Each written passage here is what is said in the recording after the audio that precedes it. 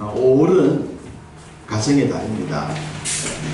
가정이 얼마나 소중하고 중요한가, 이걸 다시 한번 되새기는 한 달이 될 것 같습니다. 또 첫째 주를 우리가 주로 어린이 주일로 예배를 드리죠. 우리의 자녀들을 축복하는 그런 의미가 있는 날입니다. 불행하게도 한국 교회가 어린이가 점점 줄어들고 있는 그런 상황인지라 저희 교회도 예외는 아닙니다만, 어쨌든 우리 아이들은 우리 가정의 최고의 선물이죠. 최고의 기쁨이고 삶의 낙이고, 또 국가나 민족이나 나라나 기업이나 교회에 있어서 미래를 예측할 수 있는 기준이 자녀들입니다. 그래서 우리는 우리에게 주신 자녀들을 얼마나 소중하게 여기며 소중하게 하나님 백성을 키워야 될 것이냐 하는 것들을 다시 한번 생각하게 됩니다. 우리 주일학교 어린이가 이렇게 소중한데, 지난주에 김하율 어린이가 이사를 갔습니다. 부산 저 끝쪽으로 이사를 가서 어쩌다 한번 오면 보겠지만 이제 매주 볼 수 없는 아쉬운 일을 했습니다. 지난주에 교회 앞에 인사를 하지 않았습니까? 그러면서 생각을 좀 해봤습니다. 보통 큰 교회는 초등학교 1학년 아이가 이사 간다고 교회 앞에 인사를 하지 않습니다. 근데 우리는 교회가 작으니까 초등학교 1학년 학생이 이사를 가도 교회 앞에 인사를 하는 교회. 저는 개척교회 목회를 하면서 이런 부분에 대해 새로운 도전을 많이 받습니다. 큰 교회를 섬겼다면 아이들을 굳이 불러내지 않았을 것이고 그냥 일반적인 인사를 했겠지만, 작기 때문에 어른들과 동일한 가치를 부여할 수 있다, 그런 목회를 하고 있다고 하는 것에 대해서 감사한 마음을 가졌습니다. 그러면서 교회가 좀 커지더라도 한 사람 한 사람을 항상 가치 있게 생각을 하면 좋겠다, 그런 생각을 평생 간직하면 좋겠다 라는 생각을 했습니다. 이 자리에 계신 여러분 한 사람 한 사람도 하나님이 너무 소중하게 생각하시는 분들이니 여러분 한 사람 한 사람들을 축복하고 또 감사를 드립니다. 하나님께서 에덴 동산을 만드시고 난 뒤에 거기에 아담을 주셨습니다. 에덴 동산은 인류의 최초의 집이다. 그러면 그 집의 최초의 가정은 아담과 하와입니다. 에덴 동산은 집이고 아담과 하와는 가정입니다. 그래서 에덴 동산의 가정을 이뤘던 겁니다. 최초의 가정엔 사랑이 있었고 사랑의 고백이 있었습니다. 그리고 그 사랑의 고백에 의하여 그 에덴 동산에는 행복이 있었습니다. 기쁨이 있었습니다. 언제까지입니까? 사탄이 들어와서 이간질을 하기 전까지는 그 가정에 행복, 기쁨, 즐거움이 있었던 것입니다. 아가스 2장 15절에 보면 포도원을 허는 작은 여우를 잡으라 라는 말씀이 있습니다. 작은 여우 한 마리가 들어와서 포도원을 쑥대밭에 만드는 거예요. 그래서 작지만 포도원에 들어오는 여우를 잡아야 한다.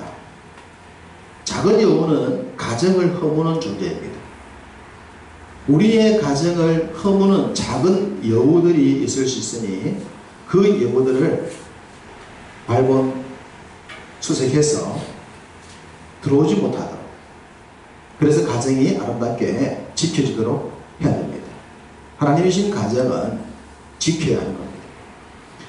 야구라는 경기에 홈런이라고 하는 것이 있습니다. 홈런, 한 방에 점수를 뽑는 걸 홈런이라고 합니다. 안타를 쳐서 루상에 나가는데 그 선수들이 또 달려오는 곳이 어디입니까? 홈으로 들어옵니다. 홈. 홈과 하우스는 다릅니다. 홈런이라 그러지 하우스런이라 하지 않습니다. 집으로 달리는 것이 아니라 홈으로 달리는 겁니다. 우리가 살아가는 집은 하우스입니다. 그 집 안에 식구들이 어우러져서 살아가는 것은 가정입니다. 하우스가 중요한 것이 아니라 홈이 중요합니다. 가정이 중요합니다. 그렇기 때문에 하우스를 구입하기 위해, 하우스를 유지하기 위해 하우스에 인생이나 재물을 많이 투자해서는 안 되는 겁니다. 하우스가 아닌 홈에다 투자를 해야 하는 겁니다.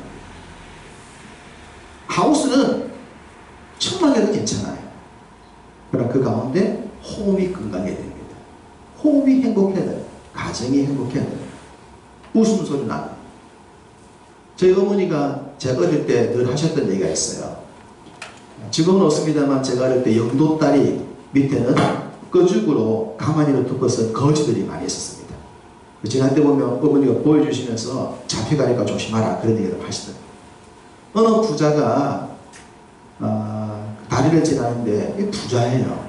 부자인데 이 사람의 집에 자녀가 없었어요. 그래서 이 가정이 돈은 모았고 잘 살지만 사람이 살아갈수록 웃을 날이 없는데 어느 날 다리를 지나는데 다리 밑에서 막 웃는 소리가 들리더라는 겁니다. 부자인 나도 웃을 일이 없는데 저 거지들이 까마떼기 속에서 뭐가 좋아 저리 웃을까 싶어서 내려가서 까마떼기를 살짝 들추고 보니까 어린 아이와 함께 웃고 있더라고요. 야, 자녀가 있어서 저렇게 웃을 수 있구나. 저희 어머니가 옛날에 그렇게 가난하게 살면서 저를 보고 그러더라고요. 너희들이 있어서 행복하다. 저희 부모님 아버지가 사업에 실패해서 저는 굉장히 가난한 세월을 보냈는데 그래도 저희 부모님은 너희들이 있어서 웃을 수가 있었다. 부자처럼 그런 삶은 아니지만 거지 같은 삶이더라도 자녀가 있어서 웃는 삶이 있었다. 그 얘기가 기억이 나요. 자녀가 있어서 웃을 수 있는 것. 이게 홈입니다. 가정입니다. 그렇기 때문에 우리 성도들은 하우스에 투자할 생각하면 안 돼. 홈, 가정, 행복한 가정을 만들기 위해 가족들과 함께 할 수 있는 이런 투자를 많이 해야 됩니다. 그래야 행복하고 건강한 가정이 될 수가 있습니다. 그렇다면 어떻게 할 때에 이 가정이 행복해질 것인가? 구체적으로 오늘 시편 말씀 특별히 1절을 통해서 보도록 하겠습니다. 자, 1절 말씀 다시 읽습니다.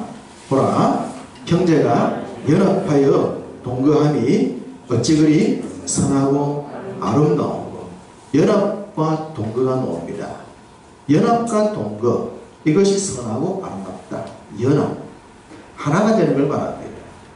남이었는데 별이었는데 하나가 되는 걸 얘기합니다. 마태복음 19장 6절을 보면 그런즉 이제 둘이 아니요 한 몸이니 그러므로 하나님이 짝지어 주신 것을 사람이 나눌 수 없느니라. 우리가 잘 알고 있는 결혼식과 관계된 말씀이지 않습니까? 둘이었는데 한 몸이 되었다. 연합입니다.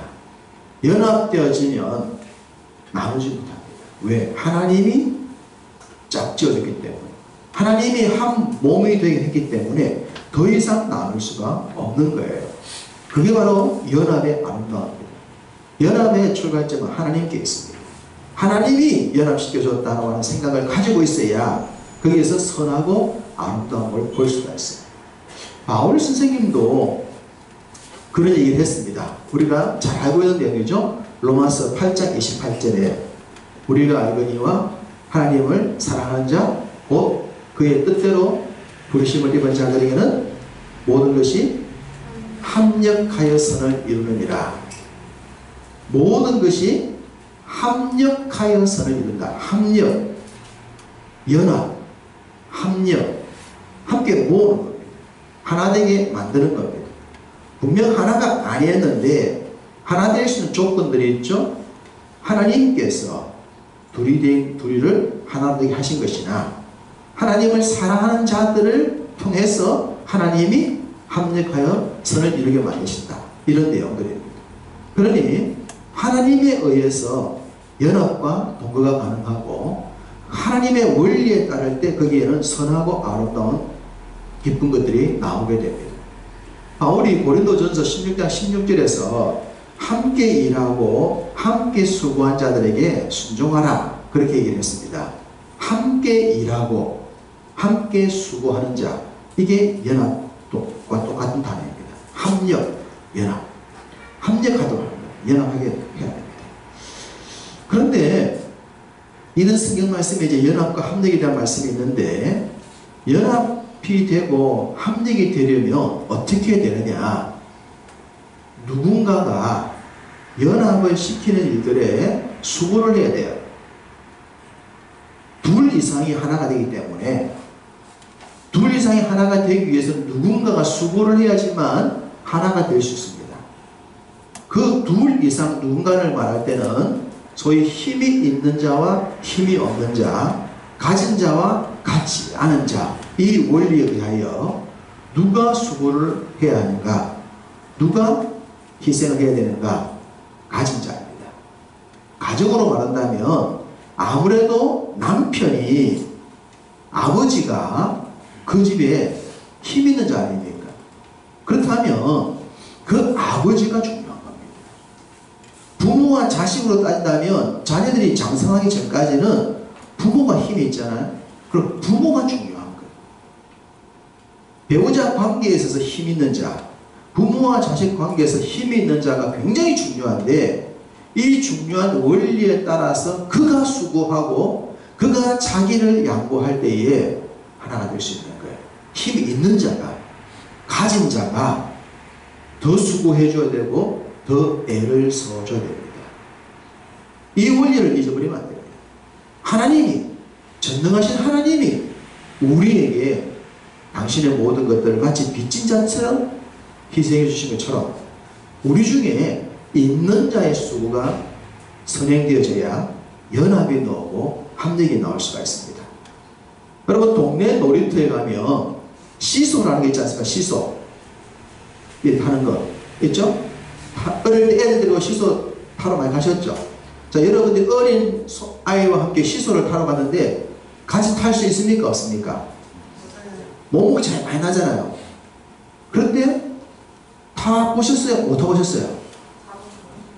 어떻게 타셨어요? 자, 내가 아이 한 명과 내가 갔는데 몸무게 차이가 많이 나기 때문에 시소를 탈 수 없어요. 그러면 아이를 의자 저쪽에 끝에 앉히고 나는 앞에 앉잖아요. 내 몸무게를 앞쪽에 당겨서 맞춰줍니다. 그래도 안 맞을 때는 어떻게 해요? 발로, 내 발로 올려주고 잡아주지 않습니까? 초점을 누구한테 맞춰요? 아이에게 맞춰요. 있는 자가, 어른이, 가진 자가 약자에게 초점을 맞추는 것, 이게 연합입니다. 그렇기 때문에 그 아이와 함께 가서 시소를 타고 재밌게 놀고 오는 거예요. 아이가 훨씬 재미있겠지만 나는 힘이 좀 들더라도 아이가 재밌게 노는 걸 보면서 내가 희생했음에도 불구하고 나도 즐거운 마음으로 갖고 오는 거 아닙니까? 이건 가정이나 모든 삶의 원리에 적용이 됩니다. 연합과 합력을 위해서 있는 자의 수고, 앞선 자의 수고가 선행되어야 됩니다. 교회도 그래야 됩니다. 제가 모든 것이 합력하여 선을 이룬다는 설명을 이렇게 드린 적이 있습니다. 보통 사람들이 도움을 한다 그러면 투자를 어떻게 합니까? 50대 50, 일반적으로 그렇게 합니다. 근데 60대 40, 70대 30으로 도움을 하면 이익을 어떻게 가져가요? 70, 30을 나눠갑니다. 그렇지 않습니까? 이게 세상의 동업이에요. 세상의 동업은 내는 만큼의 비율이지 않습니까? 그런데 하나님은 우리에게 합력이라는 걸 만듭니다. 100을 만들었는데 내가 얼마를 가지고 있든지 간에 그분이 부족함을 채워서 똑같이 만듭니다. 내가 30을 가지고 있으면 하나님이 70을 가져오셔서 100을 만들어 놓는데 똑같이 만듭니다. 아니, 우리에게 다 주는 거죠. 내가 가지고 있는 프로테지의 나머지를 하나님이 다 채워서 그리고 뭐라 말씀하시냐 그러면 너와 네가 내가 합력했다 그러십니다. 그분이 조건은 뭡니까? 하나님을 사랑하는 자, 곧 그 뜻대로 부르심을 입은 자들. 이 로마서 8장 28절 아닙니까? 하나님을 사랑하면서 그분의 뜻대로 부르심을 입은 자들에게는 하나님이 어떤 은혜를 주시냐 그러면 내가 가지고 있는 삶에 1을 가지고 있던 30을 가지고 있던 그 나머지를 그분이 다 채워서 100을 만들고 난 뒤에 야 우리가 합력했다 그러는 거예요. 투자를 했는데 동업을 했는데 이 사람이 90을 투자하고 상대가 10을 투자했으면 밖에 나가서 우리가 동업했다 하겠습니까? 저건 내가 한 거야. 제 10%밖에 안 돼. 그렇게 말하지 않겠어요. 하나님은 그러지 않는 거예요. 내가 1을 가지고 있더라도 그분이 99를 투자하고 난 뒤에 야 우리가 합력하여서는 이뤘네? 그러면 네가 다 가져. 이게 합력이에요. 하나님이 우리한테 그렇게 다가오신 거예요. 그게 합력이에요. 연합입니다. 가정이 그렇잖아요. 가정의 부모가 자녀한테 채워주지 않습니까? 채워주고 난 뒤에 그걸 계산합니까? 계산 안 하잖아요. 계산하지 않는다고요. 내가 너 키운다고 얼마나 고생인 줄 아나? 다 적어놨다. 적어놨어. 네가 지금 그 정도 엄마 아빠한테 주는 거 가지고 지금 계산된다 생각하나?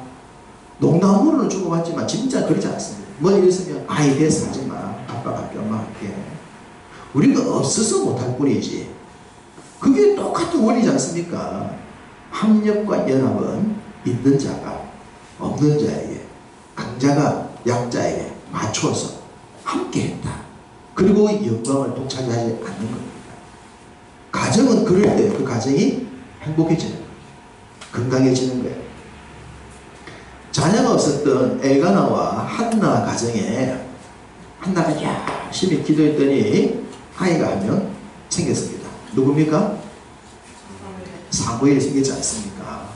그 사무엘을 소원할 때 한나가 뭐랬습니까?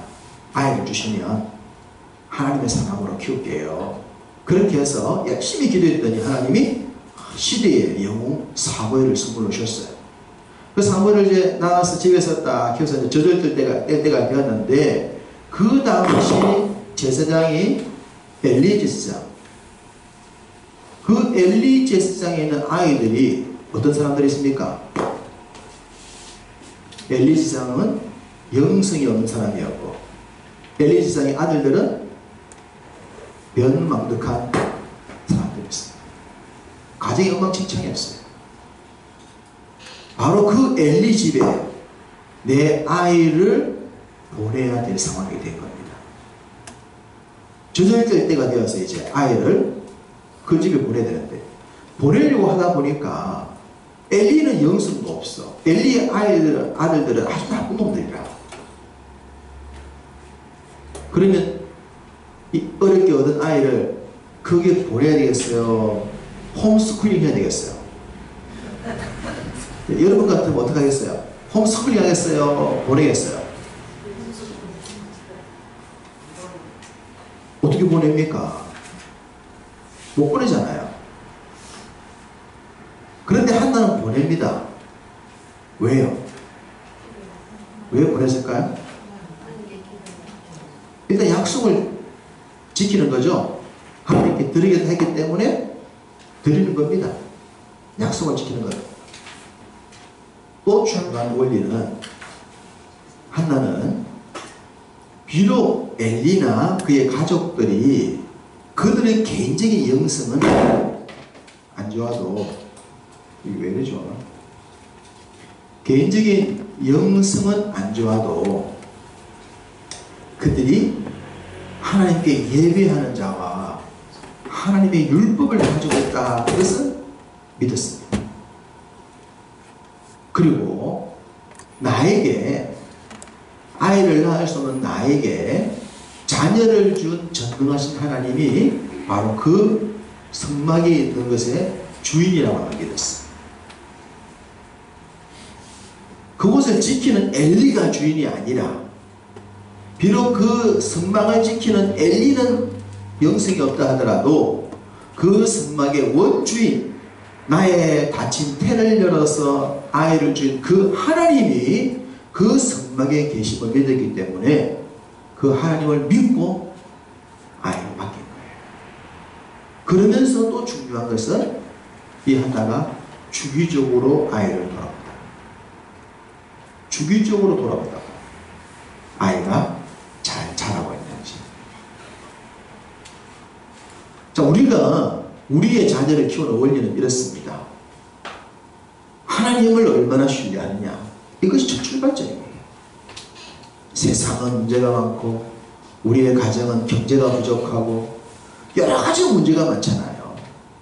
자녀가 주고받을 때도 아이고 죽겠다, 어찌 살겠노, 못 살겠다, 그런 얘기 주고받아야 될 환경이지만 우리 자녀들 앞에서 얘기하는 것은 믿음을 얘기하고 영성을 이야기하고 하나님을 이야기하고 희망을 이야기합니다. 우리가 지금은 이렇게 어렵게 살지만 어렵게 사는 건 아무 문제 아니야. 부자들도 옛날에 다 어렵게 살았거든. 이걸 경제가 아무것도 아니라는 가르쳐야 돼요. 아이들한테 어릴 때부터. 이게 자꾸만 경제가 중요하다 가르치니까 아이들 어릴 때부터 돈 벌려고만 생각하는 거예요. 돈 벌려고만.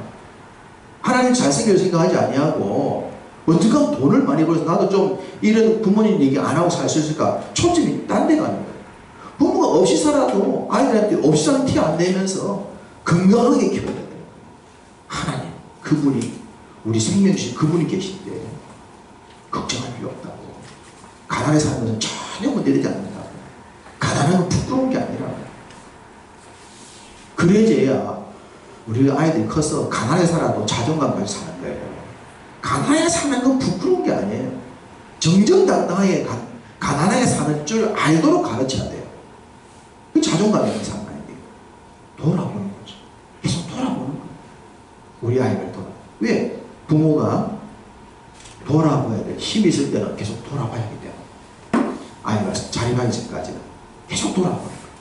이 원리가 있었기 때문에 그 험악한 시대에 하나님의 말씀이 희귀했고 엘리가 영성이 안 좋았던 그 환경에서 시대를 바꾸는 사무엘이 만들어지지 않습니까?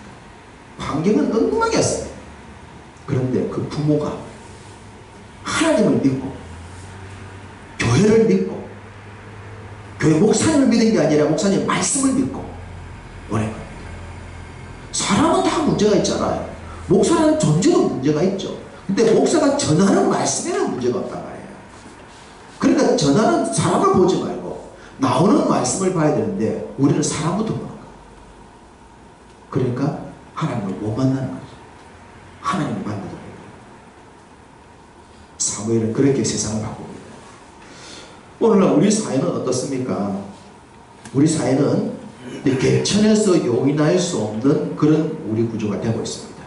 점점 우리 사회가 개천에서 용 못 나는 사회를 만들어갑니다. 가난해도 열심히 일하고 노력하면 성공할 수 있는 구조를 만들어야 되는데 이 구조를 없애고 있잖아요. 있는 사람 중심으로 만들어가요.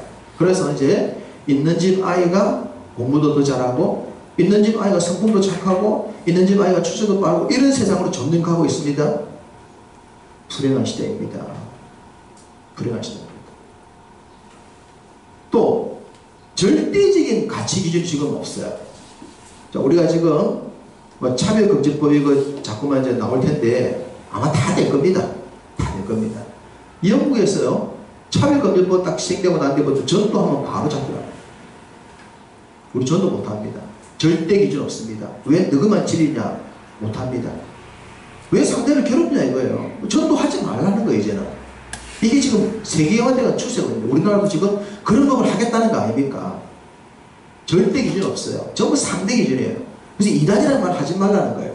다행히 이번에 코로나 때문에 신천지가 밝혀져서 이단이라는 게 좀 부각됐는데 이 신천지를 이단이라 그러면 명예훼손 걸리면 이 법에서 걸린단 말이에요. 앞으로.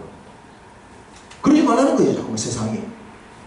절대 기준 없는 상대 기준으로서 모든 데가 다 진리라는 식으로 가르치는 이런 세상 속에 우리가 살아가기 때문에 우리가 우리 아이들에게 성경만이 진리고 하나님만이 진리고 교회만이 구원이 있다 라고 하는 걸 가르쳤다가 잘못하면 잡혀가는 시대가 올 수 있는 그런 시대에 우리가 살고 있는 거예요. 우리 자녀들은 앞으로 더 심화된 그런 사회에서 살게 된단 말이에요. 그럴 때 우리 아이들에게 가정에서 절대 기준을 가르쳐야 되는 거죠. 가정에서. 희망이 없어 이제 다른 데 나가서. 교회도 점점 버려질 수 있는 거예요. 그만큼 가정이 중요했어.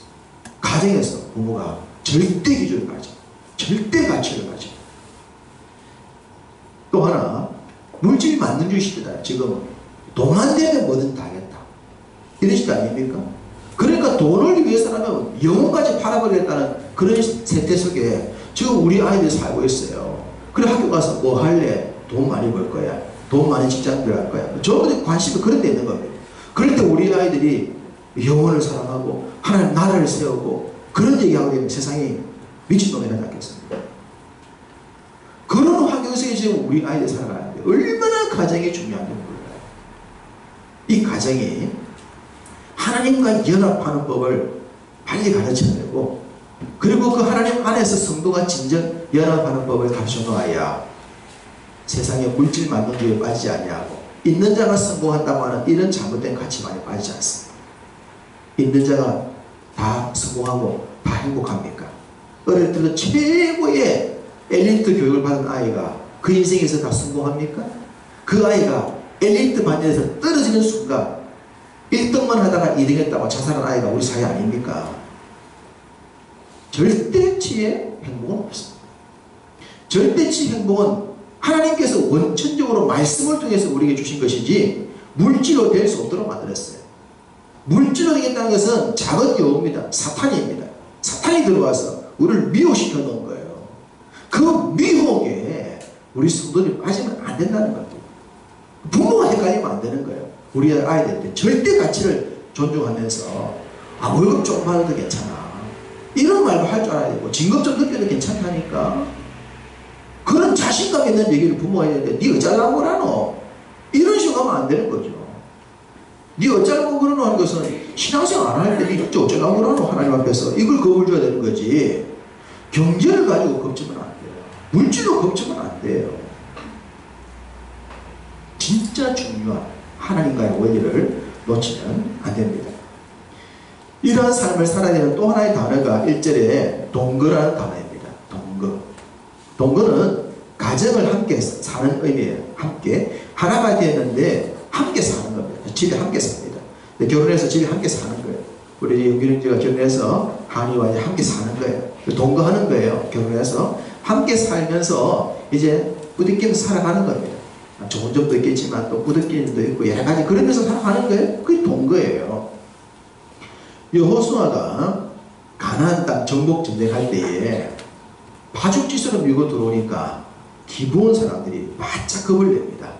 야, 이러다가는 우리가 정복을 당했다 싶어서 어떻게 합니까? 거짓으로 꾸며서 생존을 선택하잖아요. 옷도 떨어진 옷, 빵도 곰팡이빵 가져와서 우리가 저 멀리 왔는데 그렇게 얘기를 하지 않습니까? 거짓으로 얘기를 해서 생존을 선택합니다. 나중에 탈로가 났지 않습니까? 탈로가 나서 결국 그들을 종으로 너희들이 거짓말했기 때문에 죽이지는 않는다. 대신에 너희들을 우리의 종으로 받아들이겠다. 물깃고 나무 패는 자의 생활해라. 그래서 받아들입니다. 그 기브온 사람들, 나중에 이 기브온이 그렇게 종으로 들어왔지만 나중에는 베냐민 지파에 들어가잖아요. 베냐민 지파에 들어가서 그 베냐민 지파, 바로 기브온이 들어온 그 지파에서 누가 나옵니까? 이스라엘 최초의 왕 사울이 나오잖아요.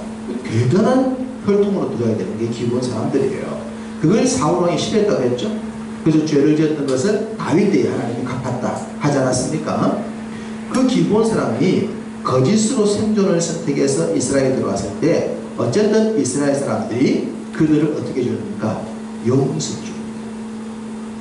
거짓말로 들어온 사람들을 용서해 줘요. 두 번째는 그들을 자신들과 함께 동거할 수 있도록 자신의 공동체로 인정을 해줍니다. 그러자 기브온 사람들이 이스라엘 사람들에게 감사합니다. 비록 우리가 종으로 살지만 살 수 있는 길을 주어서 감사하다고 살아요. 그렇게 시작했는데 나중에 최초의 왕을 배출한 가문으로 바뀌었다 그랬습니다. 출발은 종했는데 최초의 왕을 배출해요. 기브온은 알았죠. 망하는 것보다 생존을 선택하는 것이 옳다. 바른 걸 선택한 거예요. 그리고 이스라엘도 주의 뜻을 따라서 그들을 용서하고 인정했다는 거예요. 그들은 감사했다고 했어요. 세월이 지나 보니까 이게 놀라운 역사를 가져갔더라 보여주는 거예요. 자, 우리 가정에 기브온이 이스라엘에 들어와서 함께 동거하도록 만들었던 이 세 가지 단어를 우리가 잊지 않으면 좋겠습니다. 첫 번째, 용서. 용서.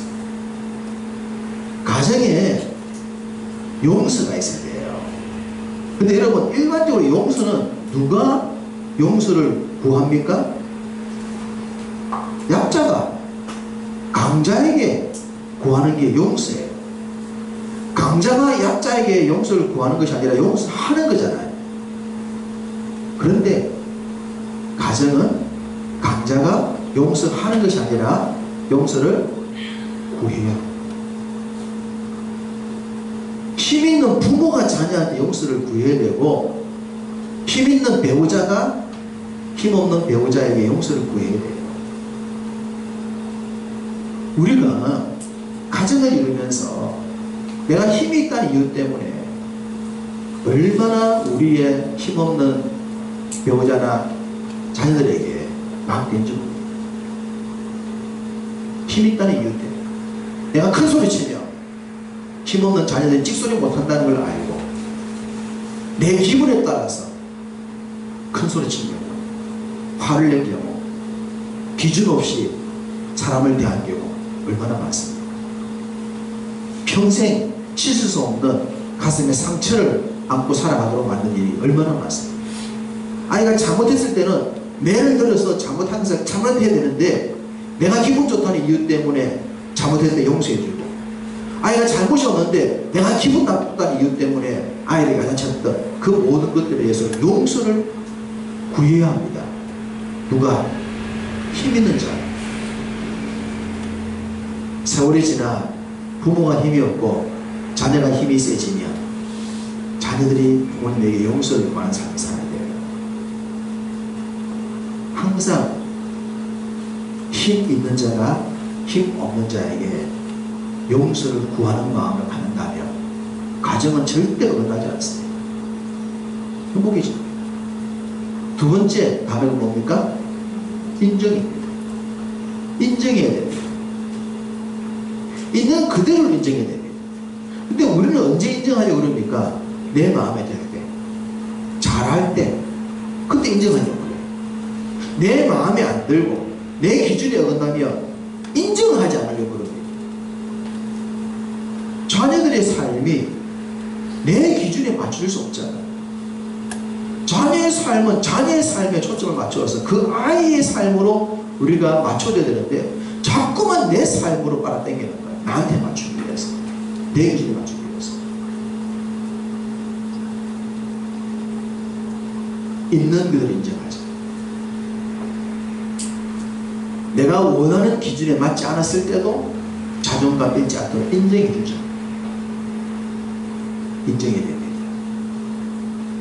마지막은 뭡니까? 감사. 감사해야 돼요.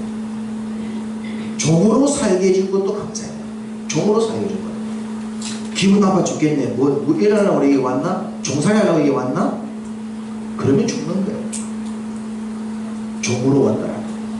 그 종으로서의 삶이 나중에 왕을 배출한 지파로 바뀐다는 사실 기억하면서 감사합니다. 감사합니다. 감사는 맞는 키입니다. 감사만 들어가면 모든 게 다 해결되는 거예요. 막히고 답답하고 억울한 것들이 감사만 들어가면 그냥 싹 바뀌는 거예요. 감사. 모든 것이 감사해요. 자, 옆에 계신 배우자들에게 먼저 감사합시다. 나의 배우자가 되어 주어서 감사합니다. 있는 분 해보십시오. 같이 하는 나의 배우자가 되어 주셔서 감사합니다. 자, 자녀들에게는 이렇게 합시다. 내 자녀가, 내 아들이, 내 딸이 되어 줘서 감사합니다. 자, 있는 분들 하십시오. 자녀들은 어떻게 됩니까? 내 부모님이 되어주셔서 감사합니다. 부모님 되셨다. 건강하게 살아줘서 감사합니다. 믿음 생활 해줘서 감사합니다. 감사할 게 너무 많아요. 많잖아요. 우리의 기준을 너무 높여버리면 자존감이 없어져요. 가장 중요한 자존감을 키워주면서 잘할 수 있어요. 그건 잘해야 될 거예요. 아빠가 해줄 건 없지만 기도는 해준다. 너를 위해 기도합니다. 하나님이 너를 지켜주도록 구원한다. 영적으로 힘을 밀어주는 그 속에서 감사. 우리 자녀가 자라고 난 뒤에 되돌아보니 내가 왜 이렇게 잘 되는고, 잘 되는 이유가 하나님의 은혜요, 부모님의 기도요, 믿음 생활이었구나. 이걸 알 때 또 그들도 자녀들에게 또 그걸 전수해 주는 거죠. 그래서 천대까지 되는 길 가는 거예요. 그걸 진짜 아는 가정에 천대 복이 많은 거죠. 세상 물질에 어울려서 진실된 내용만 잃어버리지 않는다. 말씀 뵙겠습니다. 가정의 달입니다. 가정의 달 얼마나 중요한지 모릅니다. 하나님이 이 땅에 교회를 먼저 세운 것이 아니라 가정을 먼저 세우셨습니다. 그리고 그 가정에 부부, 자녀를 통하여 교회 공동체에 출발해 주셨습니다. 가정이 건강해야 됩니다. 그 건강의 원리는 하나님을 사랑하는 겁니다. 하나님을 사랑하는 원리를 따라서 서로 사랑하는 겁니다. 교회든 공동체든 세상의 직장생활에도 어디도 마찬가지입니다. 하나님을 사랑하는 마음 가지고 나를 만나는 모든 사람에게 그 하나님 사랑을 전하겠다는 마음을 가지고 살아갈 때 합력하여서 이루는 결과를 보게 될 것입니다. 그 아름다운 합력의 열매를 얻기 위해서, 선한 열매 얻기 위해서 서로 용서하시고 인정하시고 감사하시기 바랍니다. 그럴 때에 행여나 우리 가정이나 우리 부모와 자식 간이나 우리 서로 간에 막힌 것이 있으면 다 끌리고 무너지고 해결될 줄 믿습니다.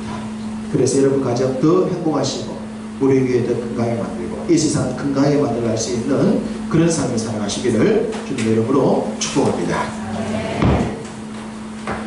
주신 말씀 생각하시면서 찬송가 560장 드립니다.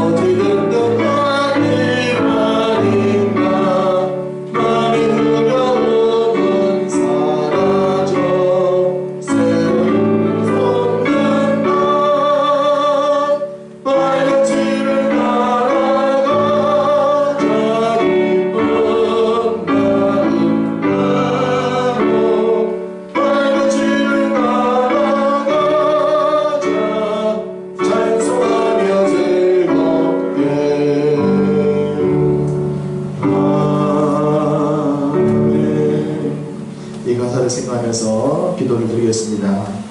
우리가 주님의 발자취를 따라하는 믿음 생활을 하는데 기쁜 마음으로 찬송하며 즐거운 모습으로 가야 돼요. 그래야 우리 자녀들이 교회 생활이 정말 좋구나, 믿음 생활이 정말 좋구나, 하나님 믿는 거 정말 좋은 거구나. 그래야 그들도 신나게 믿음 생활할 거 아닙니까? 믿음 생활에 의해서 불평, 불만이 따라오면 가장 문제가 우리 자녀예요. 우리 자녀가 아이고 저렇게 재미없는 교회 뭐하러 다니겠노? 우리가 즐겁게, 우리가 찬송하면서, 우리가 기쁜 마음 그래 가야 돼. 정말 좋네. 교회 가야 정말 좋네. 교회 없어서 못 잘 뻔했노. 이런 우리의 즐거움이 있어야 우리 자녀들도 어릴 때부터 교회 가는 거 즐기고, 교회 가는 거 좋아하고, 교회 갔다 오면 힘이 나고 너무 세상을 힘있게 삽니다. 그러지 않겠습니까?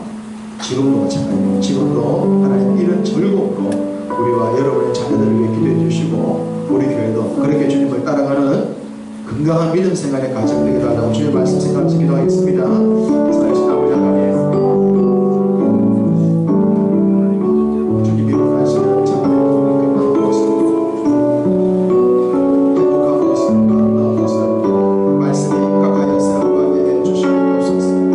우리에게 하나님 참 좋은 가정을 선물로 주시고, 그냥 우리가 자녀이 어려지기 못해서 아름다움을 잃어버렸다면 하나님 용서해 주시고, 이 가정을 새롭게 회복하여 더 건강하게 만들어서 우리의 자연이 이 세상 속에 더 건강하게 살고 행복이, 웃음이 끊어지지 않는 삶을 살아가도록 축복하여 주시옵소서. 주 안에서 연합하게 하시고 합력하게 하시고 건강하게 하셔서 또 우리가 서로 용서하며 인정하며 사랑하게 하셔서 주의 선한 뜻 이루며 영혼이 잘되는 공생하지 않는 신령하고 기름진 복의 주인공으로 살아가도록 하나님 저희들을 축복하여 주시옵소서.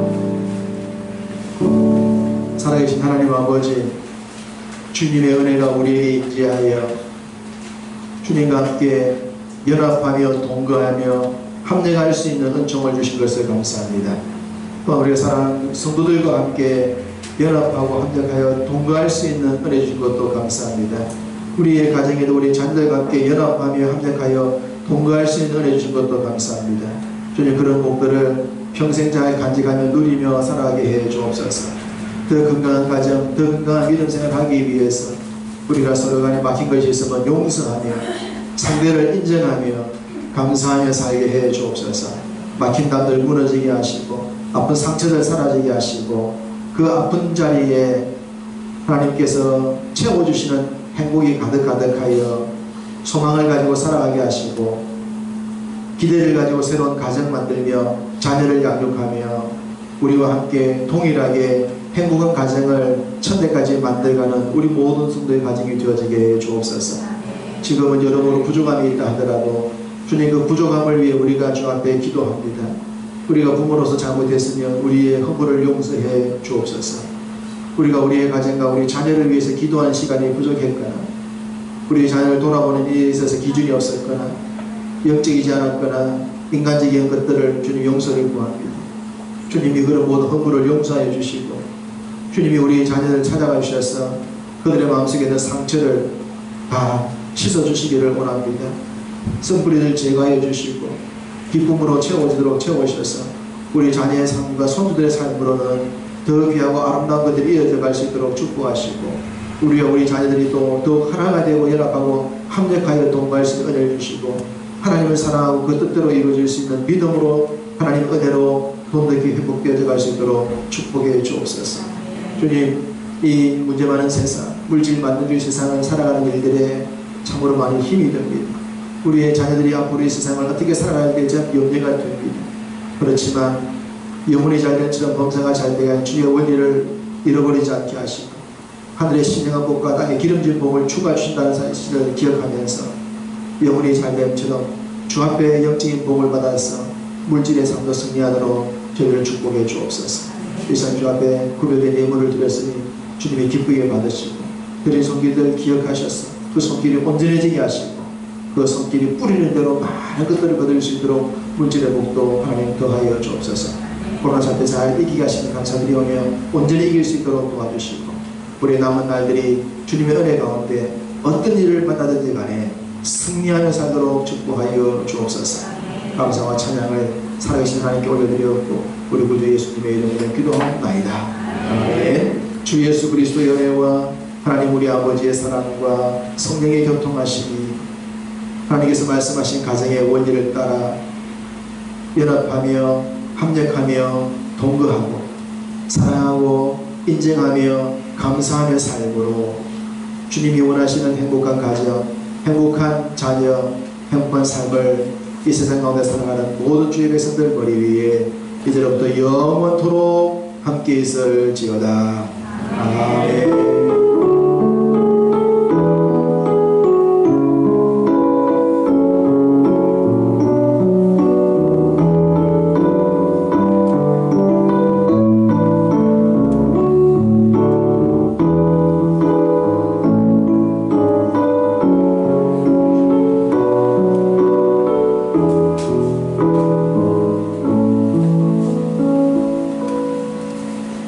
할렐루야. 가정의 달 우리가 첫째 주 어린이 주일로 지키는데 아이들이 많지가 않아서 가정에 대한 말씀을 드렸습니다. 우리가 보통 이제 예배 참석한 우리 자녀들 불러